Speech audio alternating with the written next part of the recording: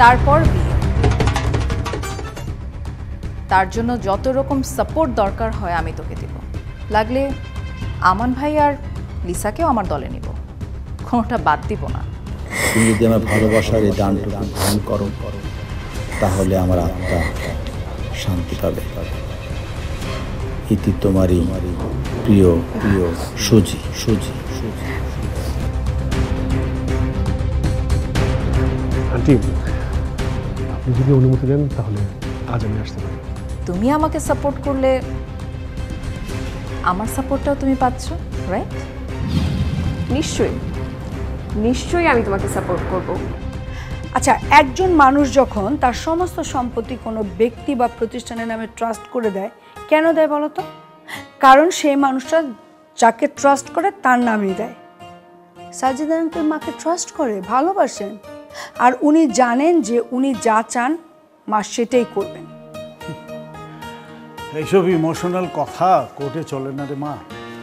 Court যেটা সিদ্ধান্ত দেবে সেটাই সবাইকে মেনে নিতে হবে। আমি যতটুকু জানি সাজিদ আঙ্কেলের একটাই ছেলে, তার কোনো আপত্তি নেই। আর এদিকে সাজিদ আঙ্কেল মার নামে হেবা দলিল করে দিয়েছে, এখানে তো আমার মনে হয় কোনো সমস্যা হওয়ার কথা না। আইনের মার পেছে পড়লে সব সহজ জিনিস কিন্তু জটিল হয়ে যায়। তবুও আশা করি যেন কোনো ধরনের সমস্যা না হয়, সাজিদ সাহেবের স্বপ্নটা যেন পূরণ হয়। আসলে সুজি চেয়েছিল এদেশের গরিব মানুষের সুচিকিৎসার ব্যবস্থা করতে, আর সেই সাথে এও চেয়েছিল যেন আমি ওর পাশে থাকি।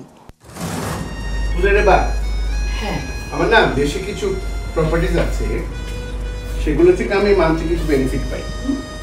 তো আমার অনেক দিনের ইচ্ছা যে অসহায় মানুষের জন্য কিছু করবো আমি। তো খুব ভালো চিন্তা, খুব ভালো চিন্তা। Thank you. কিন্তু এই চিন্তার মধ্যে আমি চাই তুমি আমার সাথে থাকবে, তুমি আমার পাশে থেকে আমাকে এই কাজগুলো করতে হেল্প করবে। আমি? আরে বোকা, আমি এসবে কি বুঝি? আমি পারবো না কি সব? অবশ্যই পারবে, সেই ভরসা আমার তোমার উপরে আছে। আর আরেকটা জিনিস জানো, একটা কাজ করতে গেলে না, মানে যারা যারা কাজ করে তাদের মধ্যে মনের মিলটা থাকাটা খুব জরুরি। এবং আমার ধারণা তোমার সাথে আমার মনের অনেক মিল আছে এবং তুমিও মনোযোগ সহকারে কাজটা করো। আচ্ছা আচ্ছা, তুমি যখন আমাকে ভরসা করছো তাহলে আমি নিশ্চয়ই পারবো। আমি আছি তোমার সাথে। আরে সেই জন্যই তো সাজিদ আঙ্কেল তোমার নামে সব কিছু দিয়ে গেছেন। উনি চেয়েছিলেন যে তুমি নিজের দায়িত্ব নিয়ে এগুলি করো, কারণ তোমার তো এসবের কোনো দরকার নেই। উনি জানতেন যে তুমি এটা দায়িত্ব নিয়েই করবে, তোমার এগুলির প্রতি লোভ নেই। উনি যেটা চেয়েছিলেন তুমি সেটাই করবে। তুমি এটা সুষম বন্টন করো মা। কিন্তু আমি কিভাবে এটা করব? আমি কি এসব কিছু বুঝি নাকি? আচ্ছা, তুমি কি ভাবছো এসব নিয়ে? হ্যাঁ, আপাত দৃষ্টিতে তো তাই মনে হচ্ছে যেটা রিনা বলল। আর তুমিও তো বলেছিলে যে সাজিদ সাহেব তার একটা স্বপ্নের কথা তোমাকে বলে গিয়েছেন। ওনার স্বপ্নটা হয়তো উনি চান যে ওনার স্বপ্নটা তোমার হাত দিয়ে পূরণ হোক। হ্যাঁ হ্যাঁ, তেমন কিছুই বলে গেছে। আমার মনে হয় কিছু করার আগে এই বিষয়টা নিয়ে ওদের ফ্যামিলির সাথে কথা বলো, ওরা কি বলে। আর তাছাড়া আইনগত কোনো জটিলতা বা কোনো কিছু আছে কিনা সেটা একটু দেখে নিন। হ্যাঁ, সাজিদের বোনের ছেলে তো বলল যে এই বিষয়ে তাদের কোনো আপত্তি নেই। যাই হোক, তবে সবচেয়ে বড় কথা হলো যে তাদের পরিবারের সাথে একবার শুরুতেই আলোচনা করে নেওয়াটা উচিত। আর তাছাড়া একজন লয়ারের সাথে বিষয়টা নিয়ে আলোচনা করতে হবে। বাবা, তুমি বরঞ্চ কোনো লয়ারকে সাজেস্ট করো, বিশ্বস্ত কোনো। ঠিক আছে, এগুলো আমি দেখবো, তুমি এটা নিয়ে আর টেনশন করো না। এক কাজ করো, এগুলো আমার আলমারিতে তুলে রাখো।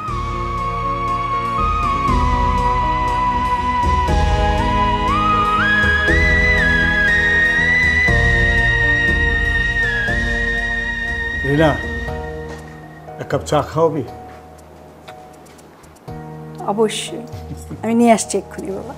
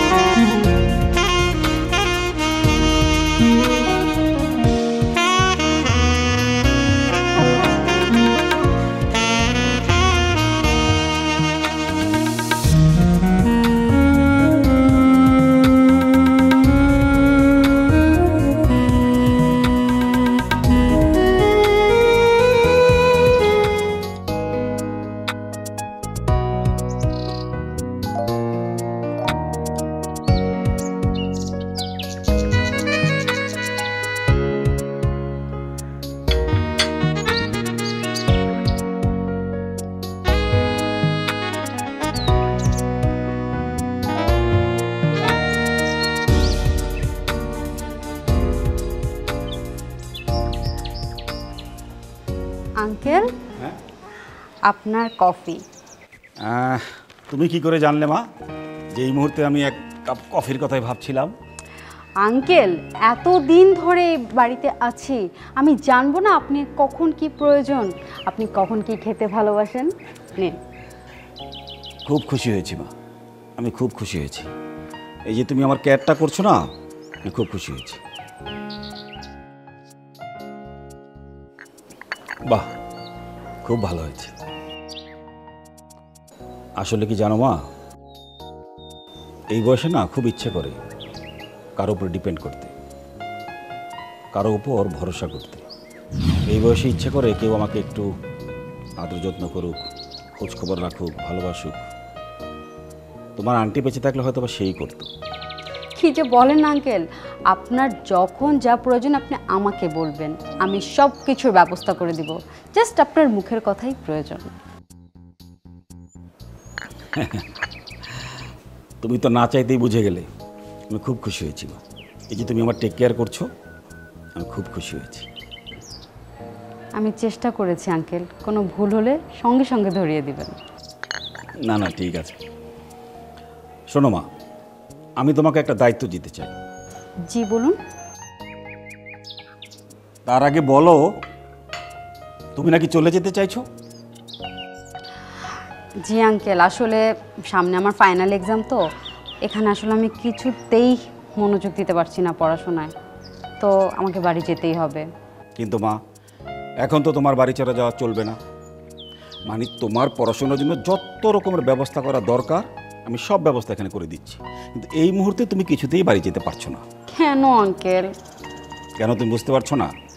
আজ বাদে কাল আরমান আসছে, আরমানের জন্য হলেও তোমাকে এখানে থাকতে হবে। কিন্তু আঙ্কেল, আরমান তো এখন সুস্থ আছে, এখন তো আর আমার এখানে থাকবার দরকার নেই। শোনো মা, আরমানের যা মানসিক অবস্থা ছিল, তুমি ছাড়া ওকে আমি কিছুতেই স্বাভাবিক জীবনে ফিরিয়ে আনতে পারতাম না। আমি জানি না এখনও কতটুকু সুস্থ হয়েছে। আমি চাই আরমান আসার পরে তোমার সহচর্যে থেকে ও বাকিটা সুস্থ হয়ে উঠুক। আর আমি এটাও চাই এই সময়টাতে তুমি ওর পাশে থাকো, ওকে একটু সময় দাও। আসলে আঙ্কেল, আমি এর মধ্যে আরমানের সাথে অনেকবারই ফোনে কথা বলেছি, সে এখন সম্পূর্ণ সুস্থ। আগে যখন অসুস্থ ছিল আমি ওর জন্য সব কিছুই করেছি, তবে এখন আর মনে হয় না এখানে আমার থাকার প্রয়োজন আছে। আর এটা নিয়ে আপনি মোটেও টেনশন করবেন না আঙ্কেল, আরমান একদম ঠিক হয়ে গেছে। আমার মুখের উপর কথা বলো না মা। আমি যখন বলছি তুমি থাকবে, তার মানে তুমি থাকবে। আগে আরমান আসুক, তুমি ওকে কিছুদিন সময় দাও, ও সুস্থ হয়ে উঠুক। ও সুস্থ হয়ে উঠলে আমিই তোমাকে বলবো, তখন যদি তুমি যেতে চাও আমি কোনো আপত্তি করব না। কিন্তু এখন তোমার কোথাও যাওয়া হচ্ছে না। আঙ্কেল শোনো মা, তুমি আরমানকে সুস্থ করার দায়িত্বটা নিয়েছো, আমিও তোমার উপর ভরসা করেছি। আরমান পুরোপুরি সুস্থ হওয়া পর্যন্ত আমি তোমার উপর এই ভরসাটা করে রাখতে চাই। জি আঙ্কেল। শোনো, তুমি এখন যাও, মনোযোগ দিয়ে পড়াশোনা করো, কেউ তোমার পড়াশোনায় কোনো বিঘ্ন ঘটাবে না। আর যদি কোনো সমস্যা হয় তুমি আমাকে বলবে। Thank you uncle. আসি আঙ্কেল। আচ্ছা।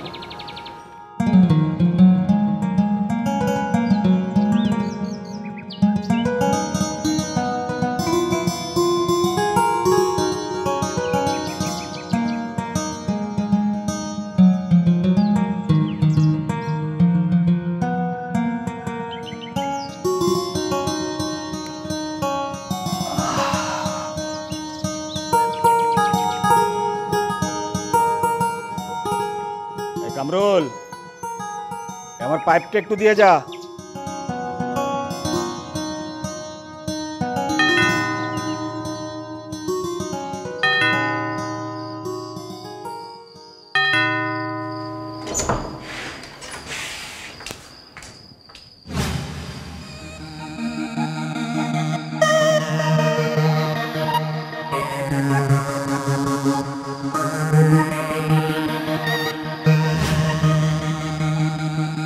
কাকে লুকিয়ে রেখেছো? কাকে লুকিয়ে রেখেছি মানে? তুই কাকে খুঁজছিস? তোমার দরজা খুলতে এত লেট হলো কেন? আমি শাওয়ারে ছিলাম, আমি শুনতে পাইনি। ও আচ্ছা তাই, অবশ্যই তুমি কাউকে না কাউকে লুকিয়ে রেখেছো, এটা আমি বিশ্বাস করছি না। তোমার না হলে এতক্ষণ লাগে না একটা দরজা খুলতে? আমি একটু আগেই বলেছিলাম আমি শাওয়ারে ছিলাম, আমি কোনো বেল শুনতে পাইনি। তুই বস। আর এই থ্রিলার পড়তে পড়তে না তোর মাথাটা পুরো গিয়েছে, সব কিছুর মধ্যে তুই সন্দেহ করছিস। মা কোথায়? খালা বাইরে, আমিও বাসায় এসে পাইনি। আর তুই এত তাড়াতাড়ি ফিরে এলি যে, তোর তো এখন আসার কথা না। কি করব, ফ্রেন্ডের সবাই গিয়েছে সিনেমা দেখতে, আমি একবার দেখেছি, এর জন্য আর আমার ইচ্ছা করেনি আরেকবার দেখার জন্য। আমি আরো ভাবলাম তুমি বাসায় একা আছো, তোমার সাথে বসে আড্ডা মারবো, তুমি তো দরজাই খুলছো না। তুমি কি কোথাও বের হবে? আরে না, এখন কোথায় যাব? একটু আগেই তো বাইরে থেকে এলাম। তুই ডিনার করবি? না এখন করবো না, মা আসুক তারপর একসাথে করব। আচ্ছা যা, তুই এখন ফ্রেশ হয়ে নে। কফি খাবি? না, আমি এখন কফিটা বানাতে পারবো না, যদি তুমি বানাও তাহলে আমি খেতে পারি। এই শোন না,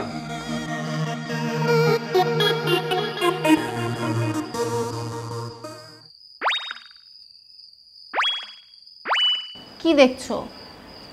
দারুণ লাগছে তোকে দেখতে। সরো চাপা। এই ফ্রেশ হয়ে নে, আমি কফি বানাচ্ছি।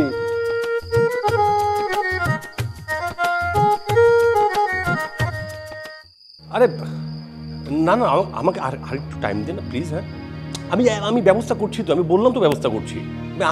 আজই যেভাবে হোক আমি আপনাকে ম্যানেজ করে টাকাটা দিব। হ্যাঁ জি জি, প্লিজ প্লিজ একটু একটু একটু একটু সময় দেন। হ্যাঁ ওকে ওকে ওকে। হ্যাঁ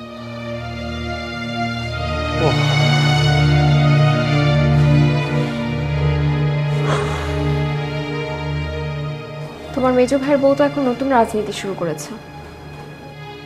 কি হয়েছে বলো? সে এখন আরমানের সাথে নেহার বিয়ে দেওয়ার জন্য উঠে পড়ে লেগেছে। এটা তুমি কিভাবে জানলে? কারণ সীমানা নিজেই আমাকে বলেছে। কি বললে? সীমানা তোমাকে বলেছে? হ্যাঁ, সে আমাদের সাহায্য করবে যদি কিনা আমরা তাকে এই বিয়েতে সাহায্য করি। বুঝলাম না কিভাবে ব্যাপারটা। এই বিয়েতে কারো অমত থাকতে পারে, এন্ড তুমি জানো সে অমতটা কে করতে পারে? বাবা নিজেই।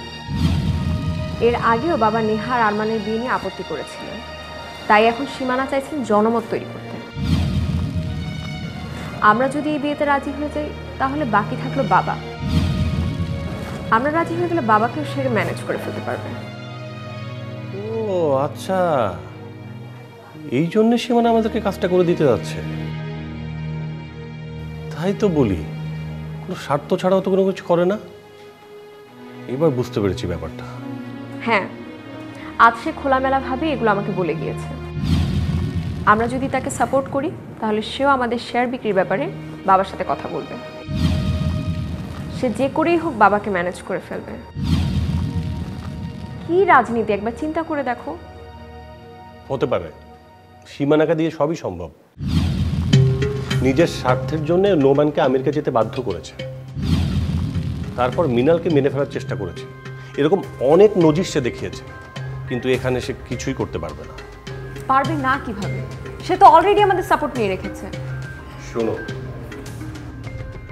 আরমানের সাথে নেহার বিয়ের ব্যাপারে আমরা যতটুকু পারি সীমানাকে সাপোর্ট করব, কারণ যেভাবেই হোক আমাদের শেয়ারের টাকাটা পেতে হবে।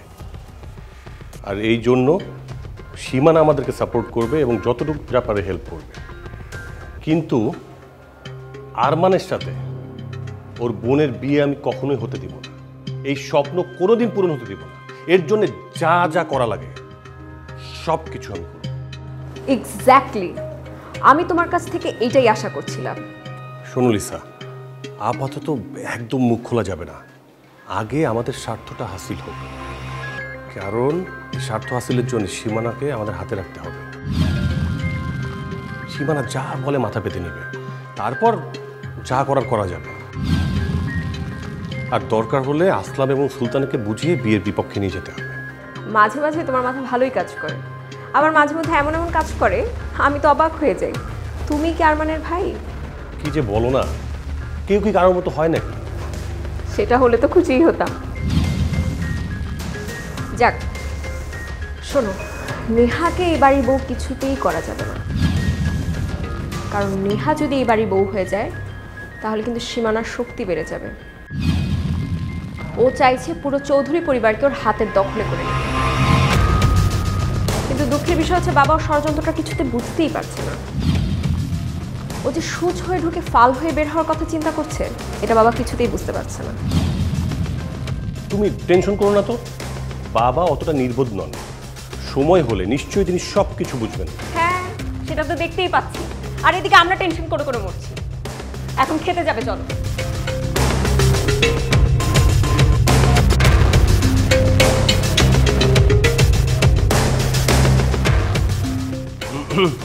হ্যাঁ আসছি।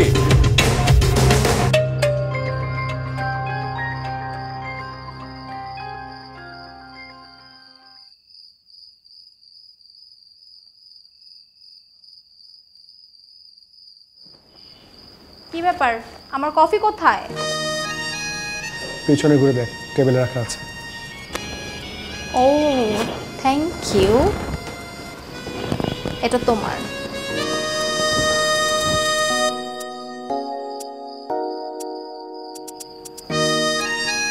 মনি,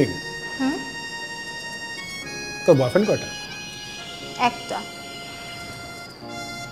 একটা বয়ফ্রেন্ড বলিস কি? তাও ওয়ান সাইড। মানে? I love him, but he doesn't. তাহলে এটা বয়ফ্রেন্ড হলো কি করে? হয়ে যাবে। সিগন্যাল পেয়েছিস? না, এখনো পাইনি। একটু স্টুপিড টাইপের তো, এখনো বুঝতে পারছে না। তোকে বুঝতে পারছে না? তোর মতো একটা স্মার্ট, ইন্টেলিজেন্ট, ব্রিলিয়েন্ট মেয়েকে? শোন, তোর মতো মেয়েকে যে বোঝে না সে আসলেই একটা স্টুপিড। হ্যাঁ, টোটালি স্টুপিড। ওর দেখার চোখ নেই, বোঝার মন নেই, পাবার কোনো ইচ্ছে নেই। এই স্টুপিডটা কে রে? আমি চিনি? তোমাকে কেন বলবো? কেন বললে কি হবে? ইস, আমি কত বোকা। আমি তোমাকে বলি আর তুমি যে মাকে বলে দাও। তোর বন্ধুদের মধ্যে কেউ নেই? না, senior. I love senior. That's good for you. কেন? কারণ তুই যে পরিমাণে ঝগড়াটে, তোর সমবয়সী কোনো ছেলে তোর সাথে প্রেম করলে না ভয়ের চোটে পালিয়ে যাবে। তার থেকে সিনিয়র কেউ থাকলে সে তোকে বুঝিয়ে শুনিয়ে রিলেশনটা মেনটেন করবে। আচ্ছা, একটা কথা বলবে?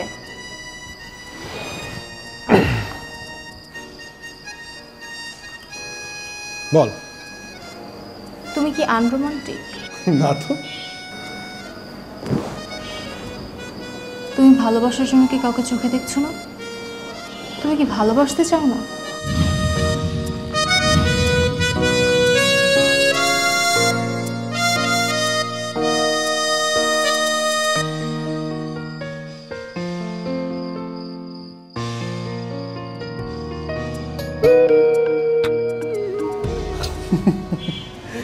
শোন,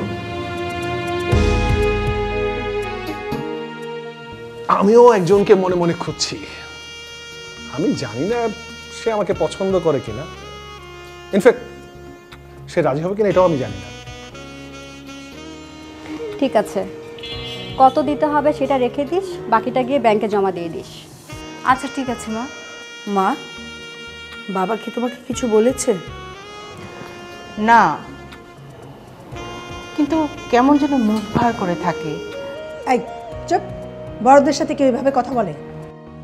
না মা, ভাইয়ার ঠিকই পছন্দ হয়েছে। দেখো না কেমন খুশি খুশি লাগছে। এক চর মারবো কিন্তু, সবসময় ফাজলামো।